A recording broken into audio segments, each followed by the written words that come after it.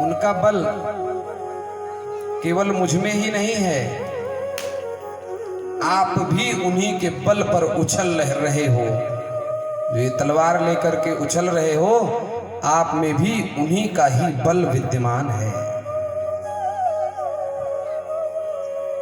उनका बल आप में भी विद्यमान है पिताजी। बोले मूर्ख कहीं के, मेरे शत्रु का भजन करता है, अभी तुझे मजा चखाता हूं। और प्रहलाद जी को सौंप दिया। बोले आज से मेरा पुत्र मोह खत्म हुआ, ये मेरे शत्रु का भजन करता है, ले जाओ इसे पहाड़ों से फेंक दो। सैनिक ले गए, प्रहलाद जी को पहाड़ों से फेंका, परंतु जैसे रुई का फाहा आ जाए और कमल के पुष्प पर, उसी प्रकार से प्रहलाद जी रुई के फाहे की तरह पुष्प पर भगवान ने उनको ले लिया। कुछ भी नहीं हुआ, एक खरोंच तक नहीं आई, उससे भी बच गए। बोले नदी में फेंकवा दो, नदी में फेंकवा दिया, उससे भी कुछ नहीं हुआ। बोले हाथी के नीचे डलवा दो, हाथी के पांव के नीचे प्रहलाद जी को कुचला जा रहा है, कुचलवाया जा रहा है, परंतु प्रहलाद जी को कुछ नहीं होता। सैनिक बड़े चक्कर में पड़े, बोली कुछ तो गड़बड़ी है, लगता है हाथी के पांव में कुछ प्रॉब्लम आ गई है। इसलिए एक सैनिक को लिटाया, उस पर जैसे हाथी ने पांव रखा तो रुधिर फेंक दिया मुख से। सैनिक मर रहे हैं, परंतु प्रहलाद को क्यों कुछ नहीं हो रहा है। आए महाराज के पास, बोले महाराज क्या बताएं। राजन सारा उपाय हमने कर दिया, परंतु प्रहलाद का कुछ भी नहीं हो रहा है, क्या करें। बोले ऐसा है, एक अंतिम उपाय, एक कोठरी में, काल कोठरी में प्रहलाद को बंद करो और उसमें विषैले विषैले सर्पों को डाल दो, विषैले विषैले बिच्छुओं को, जंतुओं को डाल दो, भोजन पानी सब बंद कर दो प्रहलाद का, आपसे आप मर जाएगा। उस काल कोठरी में भी जाकर के प्रहलाद जी श्री हरि श्री हरि श्री हरि श्री हरि श्री हरि नाम का उच्चारण बंद नहीं हो रहा है, भगवान का ही नामोच्चारण कर रहे हैं। वैकुंठ में मैया लक्ष्मी भगवान के लिए 56 भोग सामने भगवान के ला करके रखती हैं। बोले प्रभु प्रसादी पाओ। भगवान ने कहा देवी मेरा एक नाम विशंभर है, विश्वंभरतीति विशंभरः, सहस्र नाम में आता है। क्यों आचार्य? भगवान का एक नाम विशंभर है। जब पृथ्वी पर सब भोजन कर लेते हैं तब भगवान भोजन करते हैं। कहना हमारा एक नाम विशंभर है और हमारा भक्त, हमारा प्रहलाद भूखा रहे और मैं तस्मई खाऊं, मैं रबड़ी खाऊं, मैं खीर खाऊं, मैं पुआ खाऊं, ये उचित नहीं है देवी। इसलिए जाओ और प्रहलाद को अपने हाथ से खिलाना। लक्ष्मी जी प्रहलाद जी के पास प्रकट हो जाते हैं और गोद में, क्या सौभाग्य है प्रहलाद जी का, गोद में बैठा करके एक एक निवाला पुए का, खीर, मिठाई खिला रही है। बाहर पूड़ी की खुशबू पुए की खुशबू सैनिकों को मिली। बोली क्या बात है, पुए की खुशबू कहां से आ रही है। एक दूसरे से आपस में बात कर रहे हैं। हिरण्यकश्यप के पास सूचना गई। बोले महाराज पूड़ी, पुए और विविध व्यंजनों की खुशबू आ रही है बाहर। ले रे विष्णु बहुत मायावी है, कुछ न कुछ किया होगा। और उस थाल को लेकर के जब वैकुंठ में लक्ष्मी जी गई तो भगवान ने कहा थाल को लेकर कहां जा रही हो देवी? ले आओ ले आओ, मैं तो प्रहलाद, सुदामा, सबरी जैसे भक्तों के जूठन को खा करके ही अपने को तृप्त मानता हूँ। कहाँ ले जा रहे हो? मैं तो इसी प्रसादी को खा करके अपने आप को धन्य मानूं। धन्य है प्रहलाद जी। ये है भगवान की भक्ति की महिमा बंधु। हिरण्यकश्यपु ने मंत्रियों को आदेश दिया, आमात्यों को, सैनिकों को आदेश दिया। बोले देखो प्रहलाद का क्या हुआ, देखिए तो महाराज खूब बढ़िया खीर पूड़ी मालपुआ रबड़ी मलाई रसगुल्ला प्रहलाद जी पा करके और एकदम बढ़िया खर्राटी बजा के शयन कर रहे हैं। सांप बिच्छू सब इधर उधर, कोई फर्क नहीं पड़ता, आनंद मस्ती में है। मस्त रहो मस्ती में, एकदम मस्ती में है, भगवान की मस्ती में है। सैनिक लोगों ने कहा महाराज कोई भी असर नहीं हुआ है, वो तो सो रहे हैं। खाद्य सामग्रियां बिखरी पड़ी हुई है। क्रोध से तिलमिला उठा, ला करके प्रहलाद को खड्ग से मारने के लिए उद्यत हुआ। उसकी बहन होलिका आ गई। बोले भैया इसे हमें सौंप दो, मुझे वरदान है अग्नि में ना जलने का। मैं इसे अग्नि में लेकर के बैठ जाऊंगी और इसकी मृत्यु आपसे आप होगी। जाकी सहाय करी करुणा निधि। होलिका लेकर के तो बैठी अग्नि में, परंतु हुआ कुछ नहीं बंधु। होलिका जल गई और प्रहलाद जी जैसे सोना दमक रहा हो अग्नि में, चमचम चमचम चमक रहे हैं। होलिका जल करके भस्म हो गई, प्रहलाद जी बच गए। वहां जो प्रहलाद जी के समर्थक थे, विद्यार्थी थे, खूब फूल बरसाने लगे, क्रीड़ा करने लगे, परंतु जो हिरण्याक्ष के समर्थक थे सब एक दूसरे कीचड़ में फेंकने लगे, लथाड़ने लगे। आज भी देखने को मिलता है होली के उत्सव में कीचड़ में खूब इधर उधर रगड़ा रगड़ी होती है, करते हैं। परंतु जो प्रहलाद जी के भक्त और प्रहलाद जी के समर्थक थे वो एक दूसरे को अबीर गुलाल पुष्प आदि एक दूसरे के ऊपर डालने लगे। भगवान जिसकी सहायता करें भला उसको कौन मार सकता है। गोस्वामी जी कहते हैं कि जाकी सहाय करी करुणा निधि, जाकी सहाय करी करुणा निधि, कौन बिगाड़ करे नर तेरो, कौन बिगाड़ करे नर तेरो, जाने की नाथ सहाय करे जब, जाने की नाथ सहाय करे जब, कौन बिगाड़ करे नर तेरो, कौन बिगाड़ करे नर तेरो। सूरज मंगल, कहते हैं नौकरा भी कुछ नहीं कर पाएंगे महाराज। सूरज मंगल सोम भृगु सुत,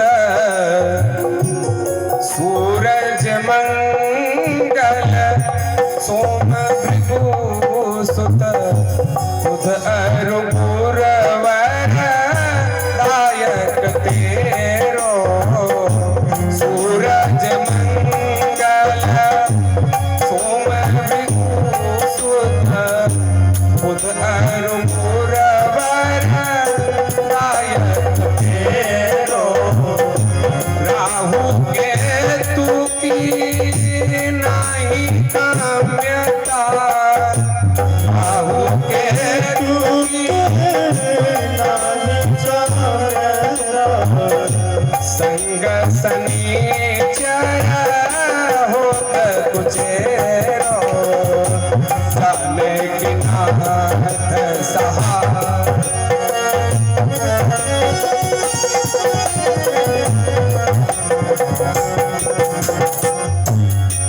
जब जानकी नाथ, जब करुणा निधान ही सहायता करने के लिए खड़े हो जाएं तो कौन क्या कर सकता है। भगवान खुद ही करते हैं अपने भक्तों की निगरानी। नया तकिया, नया दाना, नया पीड़ा, नया पानी। जब तुझसे ना सुलझे अपने उलझे हुए धंधे, तब भगवान पर सौंप दे ऐ मेरे बंदे। वही तेरी मुश्किलें आसान करेगा, और जो तू ना कर सका वो भगवान करेगा। जो तू ना कर सका वो भगवान करेगा। हिरण्यकशिपु क्रोध में आकर के तिलमिला करके प्रहलाद के हाथ को पकड़ के बोला, तेरा भगवान कहाँ है? प्रहलाद ने कहा, प्रत्येक जगह पर विद्यमान है, अणु अणु में विद्यमान है, कण कण में विद्यमान है। ईशावास्यमिदं सर्वं यत्किंच जगत्याम जगत्। श्री राम में सब जग जानी करो प्रणाम जोर जुग पाणी। इतिहास पुराण धर्म ग्रंथ चिल्ला चिल्ला करके कह रहे हैं कि घट घट में तेरा जलवा, तू ही तो सहारा है। प्रत्येक जगह भगवान विद्यमान है। सभी भूत प्राणियों में भगवान विद्यमान है। आप में भी विद्यमान है, इस खंभ में भी विद्यमान है, इस महल में भी विद्यमान है।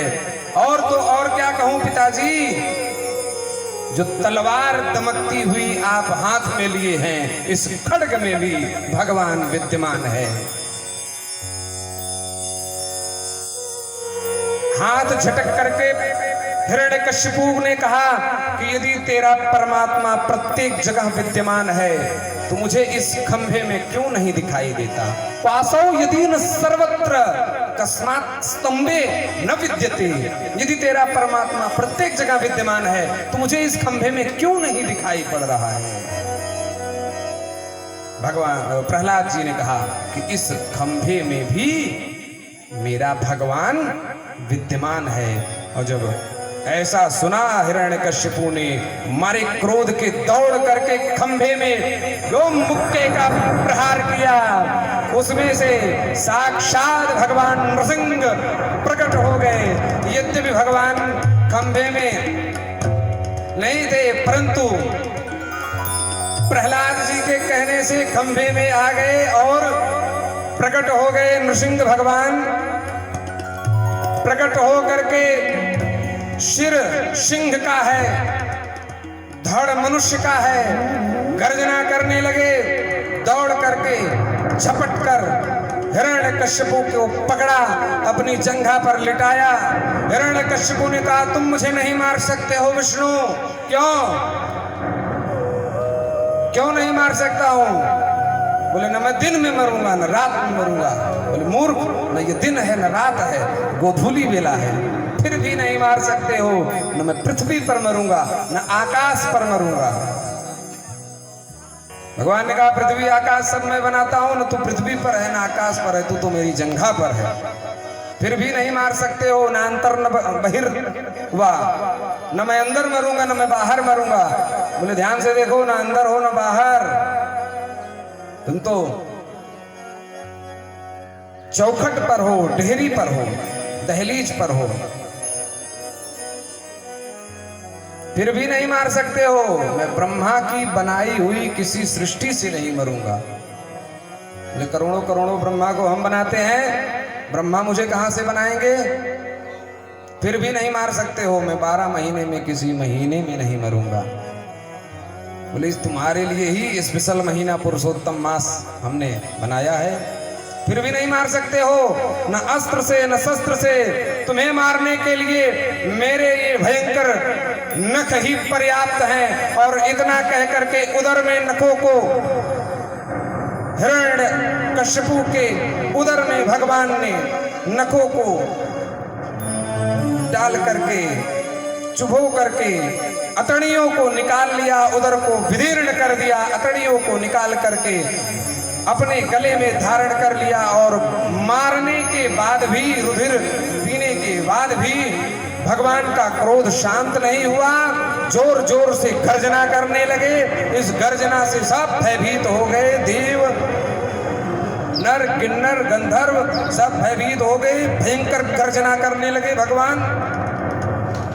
इस गर्जना से शिव जी डर गए, ब्रह्मा जी डर गए, देव डर गए। लक्ष्मी जी कुछ कर सकती हैं? लक्ष्मी जी ने देखा, बोले, ओहो, ये मेरे प्रभु नहीं है, मेरे प्रभु तो शांताकारम भुजगशयनम, पद्मनाभम सुरेशम,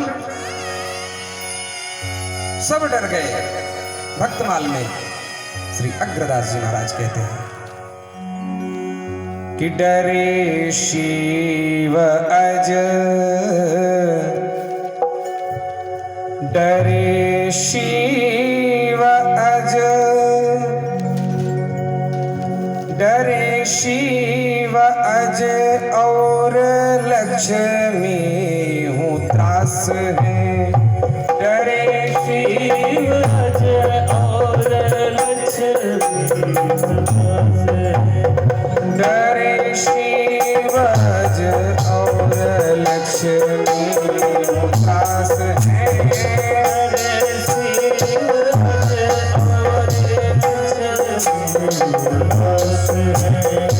डरे शिव अज और डरे शिव अज और लक्ष्मी हूँ त्रास है।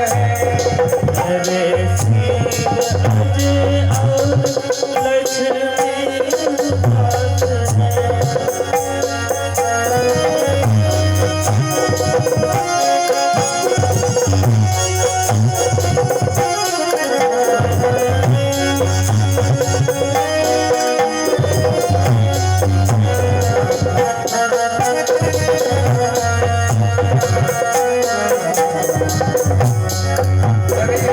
अज और लक्ष्मी त्रास है। और लक्ष्मी हूँ त्रास है। सब डर गए, और जब सब डर गए तो भगवान के पास कौन जाए।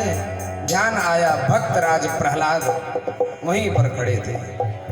ब्रह्मा जी ने, सभी देवताओं ने, लक्ष्मी ने प्रहलाद को भेजा। बोले बेटा तुम जाओ, यदि तुम जाओगे तो प्रभु का क्रोध शांत हो जाएगा। और जब प्रहलाद जी गए तो तब तो पठायो प्रहलाद आह्लाद महा, तब तो पठायो प्रहलाद आह्लाद महा। भक्ति भाव पग्यो आयो प्रभु पास है।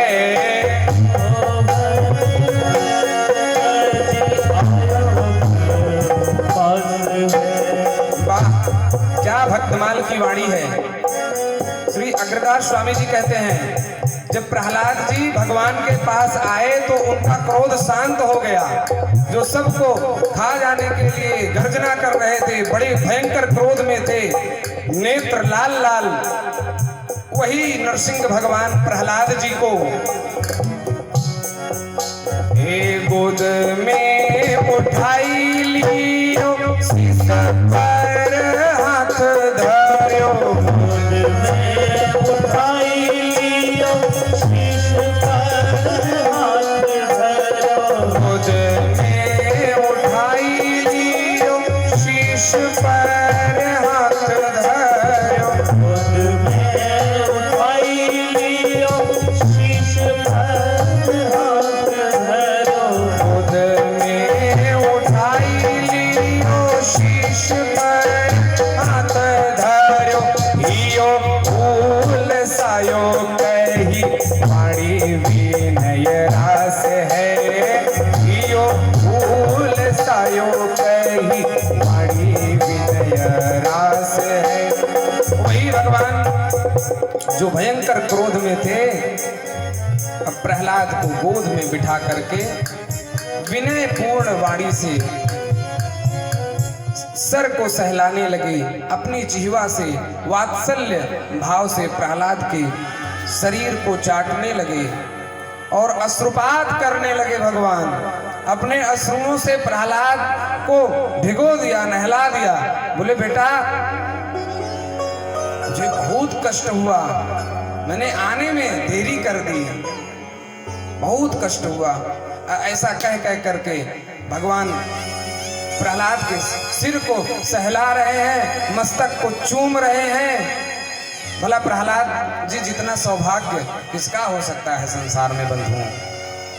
भगवान गोद में उठा लें और मस्तक को चूम लें, इससे बड़ा सौभाग्य और क्या होगा मनुष्य के लिए, जीव के लिए। गोस्वामी जी कहते हैं शीतल सुखद छाह यही कर की मेटत पाप ताप माया। निशिवासर ही कर सरोज की चाहत तुलसीदास छाया। हे प्रभु शीतल सुखद छाह यही कर की मेटत पाप ताप माया। निशिवासर एहि पद सरोज की चाहत तुलसीदास छाया। हे प्रभु कि कबहू की करी सरोज रघुनायक धरि हूँ नाथ शीश मेरे। कभी तो कृपा करके प्रभु करुणा करके प्रहलाद जी की तरह अपने वरद हस्त को हमारे शीश पर फेरो। इस प्रकार से प्रहलाद जी ने कहा कि प्रभु आपने जो कृपा मुझ पर की है ऐसी कृपा ना तो आपने ब्रह्मा जी पर की, न तो आपने सदा सर्वदा समकक्ष साथ रहने वाली श्री लक्ष्मी जी पर की, न तो आपके चरणोदक को शिरोधार्य करने वाले शिव पर ऐसी कृपा आपने की। हे प्रभु न ब्रह्मणो न तो भवस्य न वै रमायाः। न ब्रह्मणो न तो भवस्य न वै रमाया यन्मेर्पितः शिरसि पद्मकरः प्रसादा। ऐसी कृपा आपने न ब्रह्मा पर की, न शिव पर की, न तो लक्ष्मी पर की। आप गोद में बिठा करके शीश पर हाथ फेर रहे हैं, ये कृपा मेरे लिए बहुत बड़ी कृपा है। भगवान ने कहा बेटा कुछ मांग ले, जो मांग आज मैं तुम्हें वो दे देता हूं। प्रहलाद जी ने कहा प्रभु न सब हृत्य सवई बड़िक। वो भक्त नहीं है जो अपने भगवान से जाकर के कुछ मांगे। हे प्रभु फला काम हो जाए 5 किलो मिठाई चढ़ाओ। अरे मिठाइया बनी कहां से बाहर जो मिठाई का प्रलोभन दे रहे हो? सब कुछ तो भगवान ने ही बनाया है। तो वणिक जैसा भाव लेकर के भगवान के पास क्यों गए हो? ये कार्य हो जाए। नारद जी की तरह जाइए शरण में कामना को लेकर के। यदि कामना भी हो, नारद जी को कामना हुई तो नारद जी अपनी कामना लेकर के भगवान की शरण में गए और कहे कि जेहि विधि नाथ होय हित मोरा करहु सुबेग दास मैं तोरा। भगवान की शरण में जाओ, जिस विधि से कल्याण होगा वो भगवान करेंगे। अगर देने से कल्याण होगा तो भगवान देंगे और नहीं देने से कल्याण होगा तो भगवान नहीं देंगे। हे प्रभु वो भक्त नहीं, वो भक्त तो बड़ी कहे जो अपने प्रभु से, अपने स्वामी से, अपने इष्ट से कुछ मांगे। इसलिए मुझे किसी भी प्रकार की चाह नहीं है, कोई संसार का सुख, कोई वैभव मुझे नहीं चाहिए। भगवान जीभ से, जीवा से चाट चाट करके, जीभ से चाट चाट करके प्रहलाद से मस्तक को चूम चूम करके पूछते बेटा कुछ तो मांग, आज कुछ तो मांग ले। प्रभु नाराधना यहि भवति परस्य पुंसो भक्त्या तुतोष भगवन् गजयूथ पाय। यदि देना ही चाहते हो तो अपने चरणों की भक्ति दो, वो भक्ति दो जिन चरणों की भक्ति को प्राप्त करके गज तर गया। वो भक्ति दो जिन चरणों में बैठ करके हजारों हजार रीछ भालू बानर तर गए। वो भक्ति दो प्रभु, वो भक्ति दो। कैसी भक्ति होनी चाहिए? निरंतर अभ्यागत गति से आपका ही नामोच्चारण हो, ऐसी भक्ति दो। फिर भी भगवान नहीं माने, बोले बेटा कुछ तो मांग। बोले यदि आप देना ही चाहते हो तो ये जो हमारे पिताजी पड़े हैं इनकी अधोगति ना हो, इनकी मुक्ति हो, ऐसा वरदान आप दो। भगवान ने कहा बेटा जिस कुल में तुम्हारे जैसा भक्त प्रकट हो जाए, उसका पिता अधोगति के लायक हो, ऐसा संभव नहीं है। हमारे पिता का परम कल्याण होगा, निश्चिंत रहो। प्रहलाद जी ने भगवान को प्रणाम किया, बोले वाह प्रभु, कहां मैं असुर, कहां मैं दैत्य, आसुरी प्रवृत्ति, फिर भी आपने इतनी कृपा करुणा की, अपनी गोद में बिठा करके ये लाड लड़ाया। गोस्वामी जी भी कहते हैं कि सन्मुख होए जीव मोहि जबहि, जन्म कोटि अघना सहित बहि, विश्व द्रोह कृत अघ जेहि लागा, शरण गयौ प्रभु तबहि न त्यागा, कोटि विप्र बद लागे जाऊ, आयऊ शरण तजऊ नहीं ताहू। उसको भगवान त्यागते नहीं हैं। प्रहलाद जी को अभयदान दिया। प्रहलाद जी ने अपने पिताजी का अंत्येष्ट किया और अंत्येष्ट करके प्रहलाद जी भगवत भक्ति में लग गए, निरंतर भगवान के ही भजन में लग गए। सप्तम स्कंद को प्रणाम, अष्टम स्कंद में प्रवेश।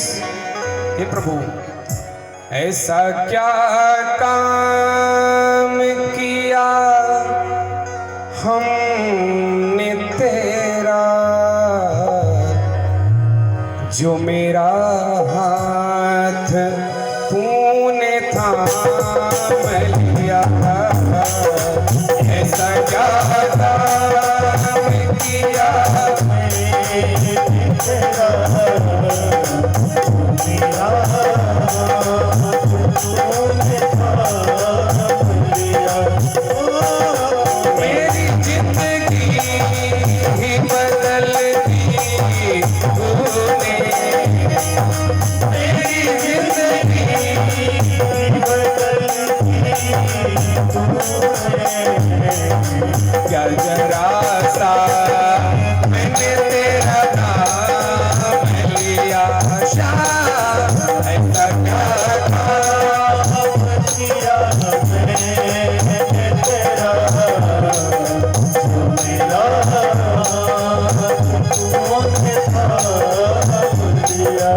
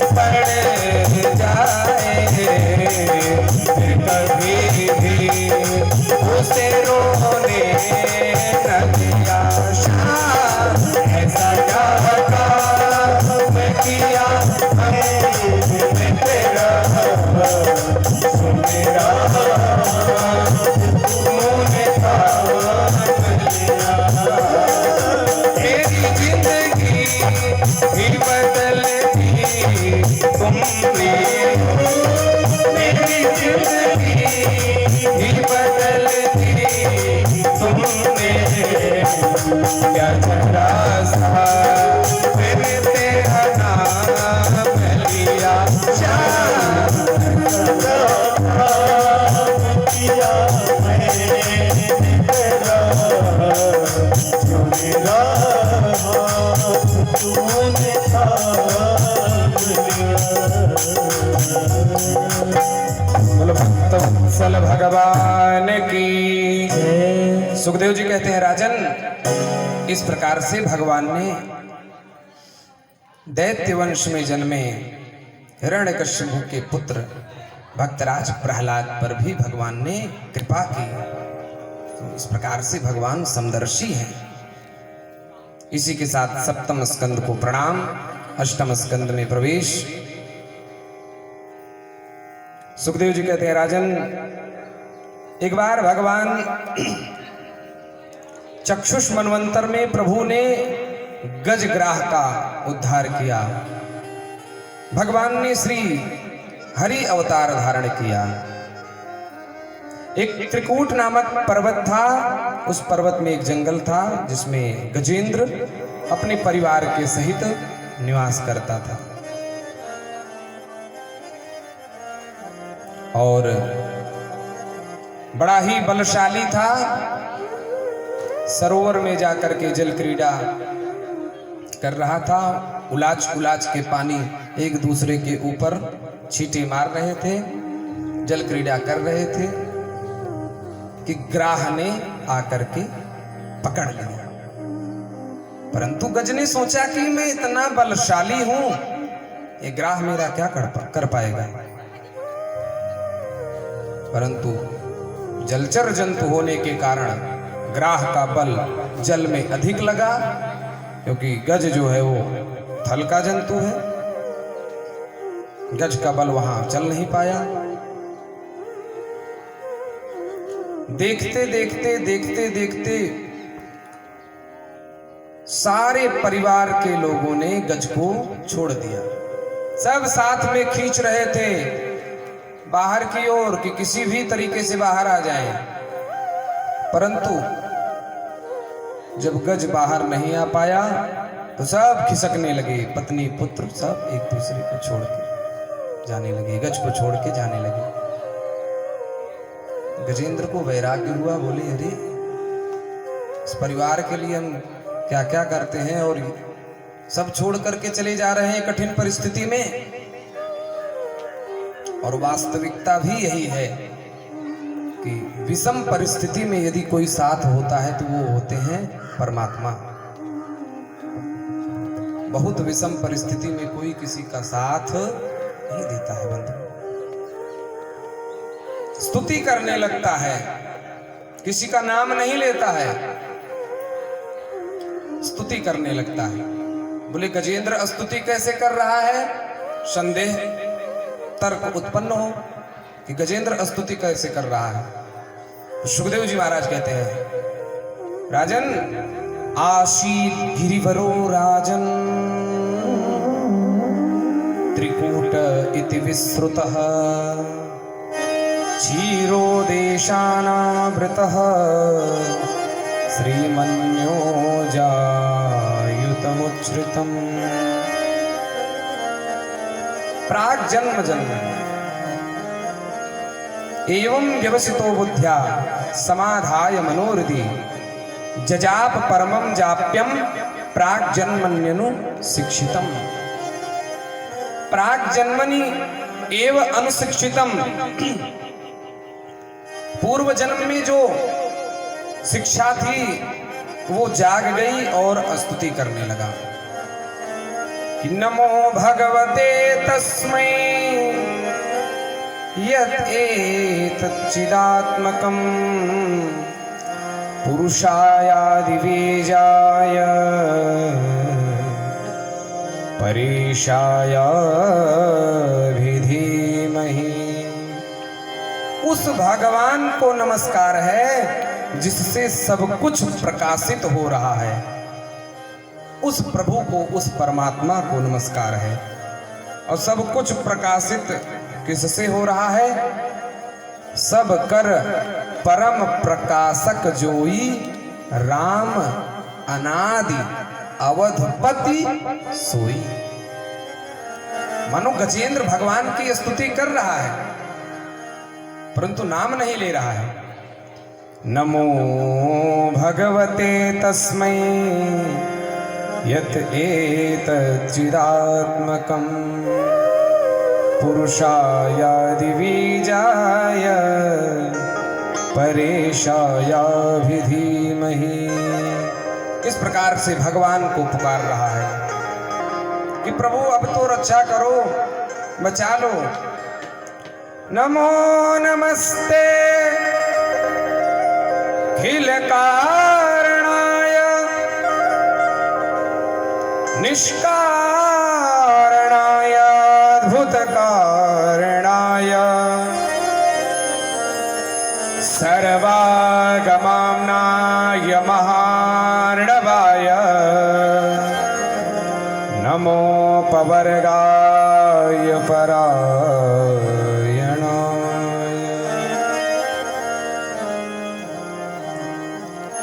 पुकारने लगा भगवान को। नमो नमस्ते खिल कारणाय निष्कारणाय अद्भुत कारणाय सर्वागमाम्नाय महार्णवाय नमो पवर्गाय परायणाय। योग रंधित कर्माणो हृदय योग विभाविते योगिनो यम प्रपश्यन्ति योगेशम तम नतोस्म्यहम्। हे प्रभु, योगी जन योग के द्वारा कर्म वासना को छीण करके समाप्त करके अपने हृदय में आप को रमण कराते हैं। ऐसे योगियों के हृदय में रमण करने वाले परमात्मा शीघ्र मेरी रक्षा करिए। और योगियों के हृदय में रमण कौन करते हैं? तो उपनिषद में आया है ना, रमन्ते योगिनो नंदे सदानंदे चिदात्मनि इति राम पदे नाशो पर ब्रह्म विधीयते। रमन्ते योगिनो नंदे सदानंदे चिदात्मनि, भगवान ही रमण करते हैं। आत्मात्म जात गृह वित्त जनेषु शक्तिर् दुष्प्रापणाय गुण संग विवर्जिताय विश्वात् मुक्तात्म विश्व हृदय परिभाविताय ज्ञानात्मने भगवते नम ईश्वराय। बड़ा ही दिव्य भगवान को प्रणाम किया है, बड़ी दिव्य स्तुति गजेंद्र ने की है। इसका पारायण करने से बंधन में पड़ा हुआ व्यक्ति मुक्त हो जाता है। कहता है, हे प्रभु, जो घर गृहस्थी में हैं उन्हें आपकी प्राप्ति दुर्लभ है, क्योंकि आप स्वयं आसक्ति से रहित हैं। इसलिए मैं आप सर्वांतर्यामी भगवान को नमस्कार करता हूं। अब प्रभु आप मेरी रक्षा करिए। क्यों? क्योंकि यहां पर मेरा बल नहीं लग रहा है और ग्राह मुझे घसीट रहा है। इसलिए हे गोविंद, हे गोपाल, अब तो जीवन हारी। हे गोविंद, हे गोपाल, हे गोविंद, हे गोपाल, अब तो जीवन हारी। अब तो जीवन हारे। हे गोविंद, हे गोपाल, राधे, आप भी गाइए। हे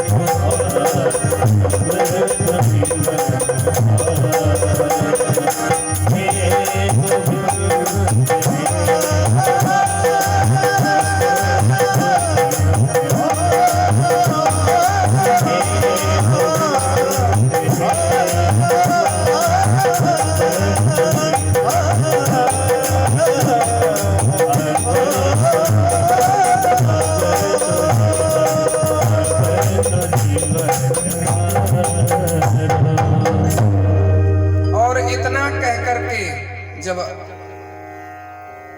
उसका बल पौरुष जाता रहा तो अंत में एक कमल के पुष्प को लेकर के जब देखा कि भगवान करुणारूढ़ हो करके आ रहे हैं हमारी रक्षा के लिए, तो सोन्तः सरस्युतु बलेन गृहीत आर्तो, आर्त भाव से सोन्तः सरस्युतु बलेन गृहीत आर्तो, दृष्ट्वा गरुत्मति हरिम कौपात चक्रम उच्छिप्य सांबुज करम, अंबुज अर्थात कमल लेकर के भगवान की अगवानी पुष्पांजलि कर रहा है। गिरिमाह कृच्छ नारायण खिल गुरो भगवन नमस्ते, सोन्तः सरस्युतु बलेन गृहीत आर्तो, दृष्ट्वा गरुत्मति हरिम कौपात चक्रम उच्छिप्य सांबुजकरम गिरिमाह कृच्छन नारायण खिल गुरो भगवन नमस्ते, भगवन नमस्ते, भगवन नमस्ते। और भगवान पहुंचते ही सुदर्शन चक्र से ग्राहाद्विपाटित मुखादरिणा गजेन्द्रम संपश्यताम हरिदमुचित स्त्रियाणाम, ग्राह के दो टुकड़े कर दिए सुदर्शन चक्र से और ग्राह का तेज पुंज आकर के भगवान के चरणों में विलीन हो गया। परीक्षित ने कहा, गुरुजी, ग्राह गज के पैर को पकड़ के खींच रहा है, उसका बल पौरुष भी ज्यादा है, और गज बेचारा थक हार करके हताश हो गया, निराश हो गया, और ग्राह का तेज पुंज भगवान के चरणों में पहले विलीन हो गया। इसका क्या कारण है? सुखदेव जी कहते हैं, राजन, जो भगवान का चरण पकड़ता है उसका कल्याण तो बाद में होता है, परंतु जो भक्त का चरण पकड़ लेता है उसके कल्याण में कोई संदेह नहीं, उसका कल्याण निश्चित हो जाता है। सकृदेव प्रपन्नाय तवास्मीति च याचते अभयम सर्वभूतेभ्यो ददामि तद्व्रतम मम। वाल्मीकि रामायण में भगवान कहते हैं कि ये मेरा प्रण है, ये मेरा व्रत है, ये मेरा संकल्प है कि आए हुए शरणार्थी की रक्षा करता हूं। तवास्मीति च याचते अभयम सर्वभूतेभ्यो ददामि तद्व्रतम मम। ये गज कौन है? ये ग्राह कौन है? सरोवर क्या है? हम लोग भी सरोवर में रहते हैं, संसार ही सरोवर है बंधु, और जीव आत्मा जो है ये गज है। जीव आत्मा इस सरोवर में आया, मन में हुआ चलो क्रीड़ा करते हैं, और गज की तरह जा करके जल उलाच उलाच के क्रीड़ा करने लगता है, भोग सामग्री तमाम संसार में मस्त हो जाता है। तो माया रूपी ग्राह पांव पकड़ करके खींचने लगती है, और ये माया बड़ी दुस्तर है। गीता में भगवान कहते हैं देवी ह्योसा गुणमयी मम माया दुरत्यया मामेव ये प्रपद्यन्ते माया में ताम तरंते। बड़ी दुस्तर है माया। भगवान की माया से बचना इतना आसान नहीं है। विष्णुर भगवती माया सम्मोहितम जगत, भागवत में भी आया है वर्णन 10वें स्कंद में कि विष्णुर भगवती माया सम्मोहितम, ये जगत सब पूरे जगत को मोहित करने वाली है। ये माया रूपी ग्राह जीवात्मा रूपी गज का पांव पकड़ के दलदल में घसीटता जाता है, और जीवात्मा रूपी गज यदि उपासना रूपी, कीर्तन रूपी, भजन रूपी कमल का पुष्प भगवान के चरणों में अर्पित कर देता है, तो भगवान उसका उद्धार कर देते हैं। ये गज, सुखदेव जी कहते हैं राजन, ये जो गज है ये पूर्व जन्म में इंद्रद्युम्न नाम का राजा था। अगस्त मुनि का सम्मान नहीं किया, आदर सत्कार नहीं किया, सो क्रोधित होकर के इसको शाप दे देते हैं, बोले जाओ अभिमान में चूर हो, गज ही हो जाओ। और ये ग्राह हुहु नाम का गंधर्व था। ये ग्राह हुहु नाम का गंधर्व था। एक महात्मा सरोवर में स्नान कर रहे थे, तो जा करके संध्या कर रहे थे, नीचे से पांव पकड़ लिया। महात्मा ने सोचा लगता है किसी जलचर जंतु ने पकड़ लिया। भयभीत होकर के कांपते हुए डर के भाग के थल में आए, तो दांत दिखा दिखा करके हंसने लगा। बोला हो डर गए डर गए डर गए महात्मा जी। महात्मा ने कहा खीखी खीखी करते हो, हमारी संध्या हमारी उपासना भी भंग कर दिया तुमने, डरा दिया मुझे, भयभीत कर दिया, व्यर्थ में ही उपासना नहीं करने दी, और अब खीखी खीखी कर रहे हो, दांत दिखा रहे हो। किमर्थम दंतान निष्कासयति, क्यों दांत दिखा दिखा करके हंस रहे हो, बहुत हंस रहे हो। जाओ तुम ग्राह ही हो जाओ और जल में ही पड़े रहो। बहुत शौक है ना पांव पकड़ने का, ऐसे इसी जल में पड़े रहो, पांव पकड़ते रहो। गिड़गिड़ाने लगा, बोले महाराज हम तो हास प्रयास कर रहे थे, आप तो शाप दे दिया आपने।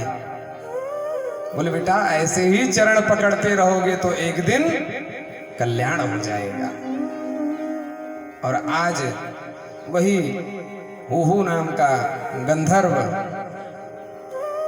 भगवान के चरणों में विलीन हो गया।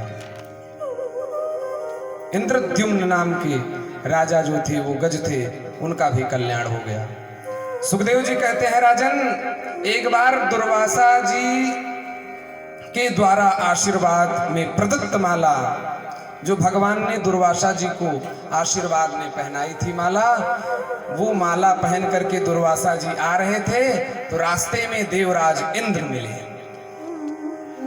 अपने राजा को, देवराज को, इंद्र को देख करके दुर्वासा जी प्रसन्न हो गए। बोले देवराज आप ऐरावत पर बड़े ही दीदीप्यमान लग रहे हैं, और अपनी प्रसादी माला जो ठाकुर जी ने पहनाई थी वो उतार करके इंद्र के गले में डाल दी। बोले ये ठाकुर जी की प्रसादी माला है, ये हम आपको पहनाए दिए देते हैं देवराज। और प्रसन्न होकर के दुर्वासा जी ने ठाकुर जी की प्रसादी माला देवराज के गले में डाल दी। इतना कह करके दुर्वासा जी अपने रास्ते, देवराज इंद्र अपने रास्ते। इंद्र ने सोचा कि ये माला पहले इनके ठाकुर जी ने पहनी और फिर अपना पहने और फिर मुझे दे दिए प्रसादी माला में। अश्रद्धा उत्पन्न हो गई, माला उतार के हाथी के सूंड में डाल दिया। अब हाथी तो हाथी नचा करके माले को पैर के नीचे रौंदने लगा ऐरावत हाथी। दुर्वासा जी ने सोचा कि देखें देवराज इंद्र हमारे भगवान की प्रसादी माला पहन करके कैसे लग रहे हैं। और जब दुर्वासा जी ने देखा तो देखते ही क्रोधित हो गए। दुर्वासा जी तो दुर्वासा जी, जो माला कंठ में होनी चाहिए वो माला हाथी के पांव के नीचे कुचली जा रही है। भगवान के प्रसाद का यह अपमान सहन ना कर पाए और शाप दे दिया। बोले जाओ, श्रीहीन हो जाओ, प्रसाद का अपमान करते हो, श्रीहीन हो जाओ। बंधुओं, प्रसाद का बहुत महत्व है। प्रसाद अनुष्ठान की पूर्ति का परिणाम है। भक्तमाल में कथा आती है, जगन्नाथ के राजा ने एक बार भगवान के प्रसाद का तिरस्कार कर दिया था। बाएं हाथ से प्रसाद ले लिया। उनको लगा कि ओहो, प्रसाद का तिरस्कार किया है इस हाथ ने, बाएं हाथ से प्रसाद ले लिया। उन्हें लगा कि बड़ा अपराध हो गया, इस हाथ को रहने का अधिकार नहीं है। मंत्रियों को बुला करके बोले, भाई रात्रि में मुझे कोई चोर आकर के डराता है, आज वो चोर बचना नहीं चाहिए, वो शैतान बचना नहीं चाहिए, उसके हाथ काट देना। कोई आकर के मुझे डराता है, डाकू या कोई अराजक तत्व। राजा के कथनानुसार मंत्री आमाद सब तटस्थ थे और रात्रि में राजा अपने ही हाथों को बाहर जैसे निकाला वैसे आमाद्य मंत्री ने खट से हाथ को काट दिया। राजा चिल्लाने लगा। राजा को ही देख आमाद्य मंत्री बोले, महाराज आप? बोले, कटना ही था इन हाथों को, इन्हीं लायक थे, ये प्रसाद का तिरस्कार किया था। दूसरे दिन राजा भगवान जगन्नाथ के धाम गए और नित्य की भांति प्रसाद लेने का अभ्यास, जैसे हाथ बढ़ाया वैसे हाथ जुड़ गए। बोलो भक्तवत्सल भगवान की। ये है प्रसाद की महिमा। वर्णन आता है श्री वल्लभाचार्य जी महाराज जगन्नाथ भगवान के धाम में भात प्रसाद नित्य बंटता है, तो एकादशी को भगवान का प्रसाद ले लिया, भात प्रसाद। ध्यान आया कि आज तो व्रत है, क्या करें?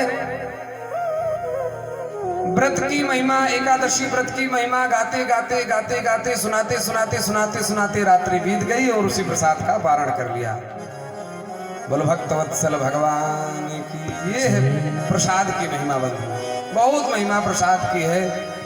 अब समय भी संकेत दे रहा है, भगवान श्री रामभद्र का भी और बालकृष्ण लाल का भी जन्मोत्सव कराना है। आइए प्रकृत स्थल पर चलें। तो प्रसादी माला रौंदती देख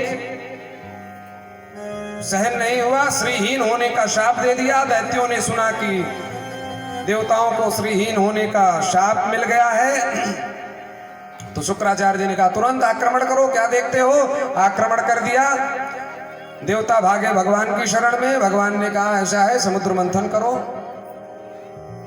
उसमें अमृत निकलेगा, अमृत आप लोग पी लेंगे, फिर देवासुर संग्राम में आप दैत्यों पर भारी पड़ जाएंगे।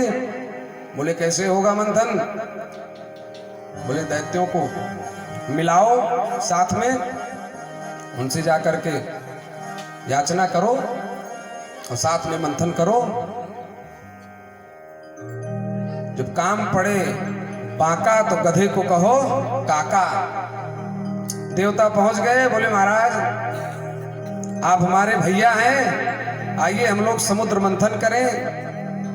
और समुद्र मंथन में विविध रत्न प्रकट होंगे, अमृत प्रकट होगा। उस अमृत का पान करके हम लोग अमर हो जाएंगे, सुख शांति से जीवन यापन करेंगे। लड़ते झगड़ते बहुत दिन बीत गए, अब शांति से रहना है। अहिंसक न्याय का उपयोग करो। भगवान ने अहिंसक न्याय बतलाया है। बोले ये अहिमूषक न्याय क्या है? बोले काष्ठ के संदूक में सांप और मूस चूहा दोनों बंद हो गए। तो चूहा अपना डर रहा है, सांप अपना सोच रहा है कि बाहर कैसे निकले। सांप ने कहा भैया हम सब कश्यप के संतान हैं। काका जी प्रणाम। मूसक ने कहा वैसे तो पा करके झपट्टा मार के हमें खा जाते थे, आज हम आपके काका कहां से हो गए? बोले नहीं, आप तो हमारे काका बहुत पहले के हो। कैसे उपाय करके यहाँ से बाहर निकलो, नहीं तो तुम भी खाने के लिए मर जाओगे, हम भी मर जाएंगे। और अहिमूषक न्याय से जैसे मूषक बाहर निकला, संदूक खोल करके छिद्र करके, वैसे ही सांप पकड़ के गट्ट कर गया। तो अहिमूषक न्याय का प्रयोग करो। समुद्र मंथन तो हो, परंतु समुद्र मंथन कैसे होगा? सुमेरु पर्वत की सहायता ली। मंथन कैसे हो? वासुकी नाग के पास गए। बोले आपको समुद्र मंथन कराना है, आपको भी अमृत पिला दिया जाएगा। ऐसे प्रलोभन दे करके वासुकी नाग को भी ले आए। बोले आप लोगों को दया नहीं आती है?